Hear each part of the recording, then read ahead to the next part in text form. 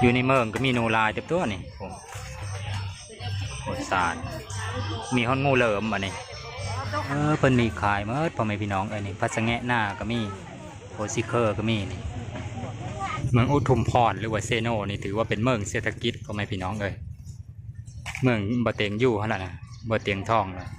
สองทางติดต่อผู้ไทยฟังลาว Facebook ภาษาไทยภาษาอังกฤษโทรทักทายพ่อแม่พี่น้องทุกคนเด้อมันนี่ค่อยพาทุกคนมาพิละมาตลาดเซโนมาเบิ่งตลาดสดเซโนอยู่เมืองอุทุมพรแขวงสวรรณเขตพิละไปเบิ่งน้ำเดียวว่าอาหารการกินหรือว่าเขาขายพิเลอแน่แถวนี้นะโอ้มีมะเกาะนำมะเกาะก็หลายมะเกาะโอ้วายก็เป็นมัดอยู่นี่โอ้โกยทั้งหลายลิซนนี่โกยซุป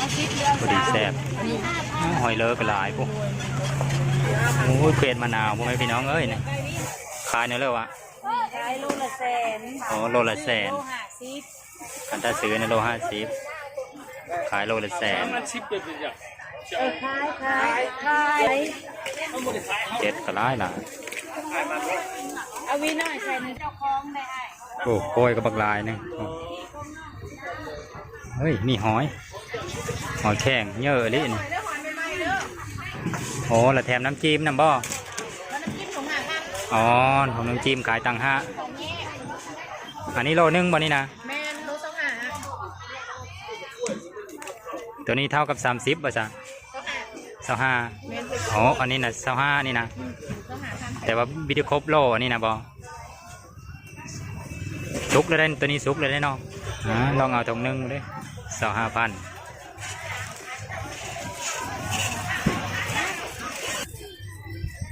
ตอนนี้ได้หอยแล้วจิ้มกับน้ำจิ้มซีฟู้ดน้ำโอ้อันนี้มีหนูพ่อแม่พี่น้องเอ้ยนี่อยู่ในเมืองก็มีหนูลายเต็มตัวนี่โอ้สารมีห้องงูเหลิมอันนี้ต้องขายได้ไหมขายถอนเทเลอร์ได้งูเหลิมนี่ถอน15,000ประเทศเป็นถอนเลย15,000อะไรปลาพี่เลอร์นี่ผัด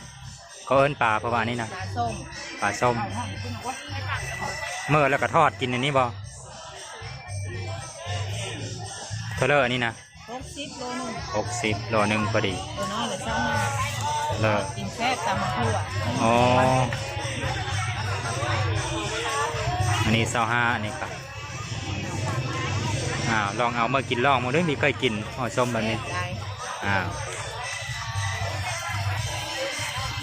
เขาเอิ้นปลาพิรวานี่นะปลาหนังปลาสวายนะบอกภาษาไทยเอิ้นตอนนี้ได้2 อันแล้วพ่อแม่พี่น้องเอ้ยเดี๋ยวไปเบิ่งต่ออีกก่อนโอ้กบน้อยอันนี้แม่ไม่เกินหน้าไว้มาปิ้งวะโอ้อันนั้นเควดหน้าอ๋ออันนี้ก็ขายเป็นโล่บ่เควดจีน่านี่ก็3 ขีดเจ้า3 ขีด2,000 กีบอ๋อนี่เควดมะนาวลายแต่ต้นลายเนี่ยเควดลายกระปูแดงก็ลายนูก็ลายเควดจีน่าลายต้นตลาดสดเซโนเนี่ยโจ๊ะทั้งมัดกระปูแดงกันซื้อมาเกงก่อนตัวนี้ละโล15,000มาเกงเยอะนี่ละน้อยนี่ละโล30ก็ซื้อตัวเยอะนี่ก่อนโอ้แม่ค้าเป็นเธอเลอะเลยมีแต่ยุบเอาแล้วครับ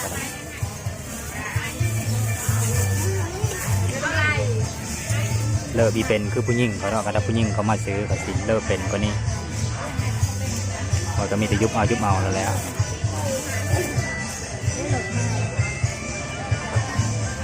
นี่เป็นทอนมาเบอร์10,000ไม่เบอร์10,000เอาไม่ก็ได้เบอร์10,000อย่างนี้นั่นคิดว่าเป็นใบแสนจังดอกค่อยกับหาก็ได้ตอนนี้แหละมีฮอตปลากระเต่ามีหนังเข้มน้ำอีกผลมาลินไม้ก็มีแตงกวามันโถลายนกก็ได้นี่เด่น นกก็มีขายมันเผานะ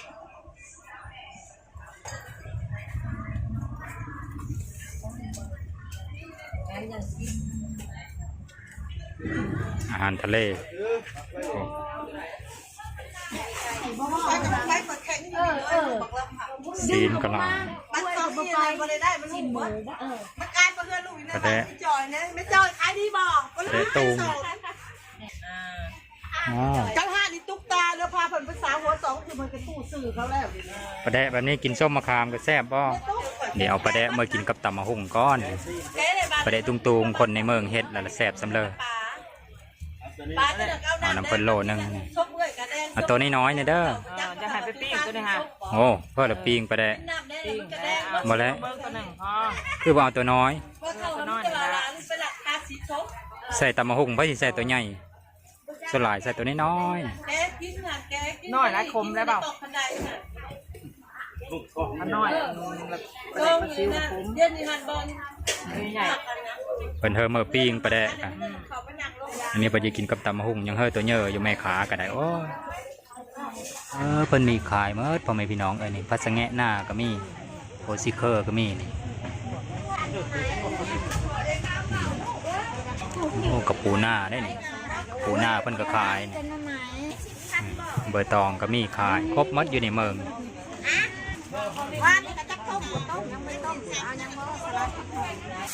นี่ลองซื้อพักน้ำเอ้ยเพิ่นขายมี2ราคา 3,000ก็ได้โอ้ได้3,000บักลายหนึง5,000คือสิลายกว่านี้นี่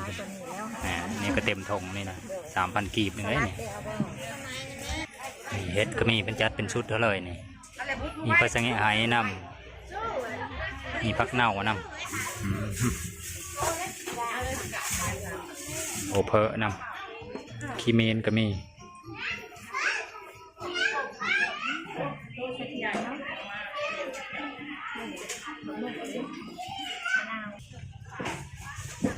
ปลาแห้งก็มี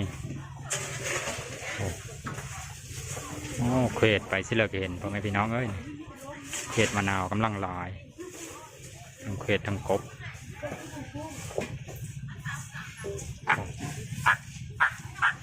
เขตกีนาแห้งก็มีมาฟักเยอะสินแห้ง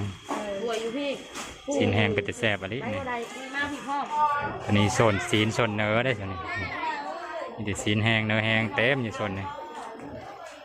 ปลานิ่นนี่ปลาดุกโอ้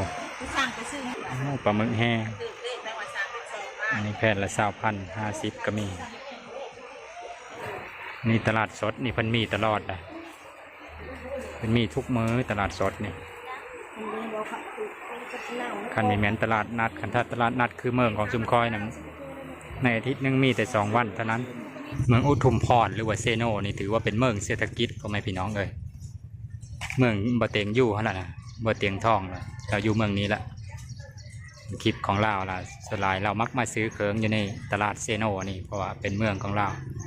คอยก็มาธุระทางเซโนพี่ละก็เลยได้ถ่ายคลิปเพื่อพ่อแม่พี่น้องเบิ้งวันนี้ก็จะได้กลับเมืองอาสาพรจุมเฮาแล้วบัดนี้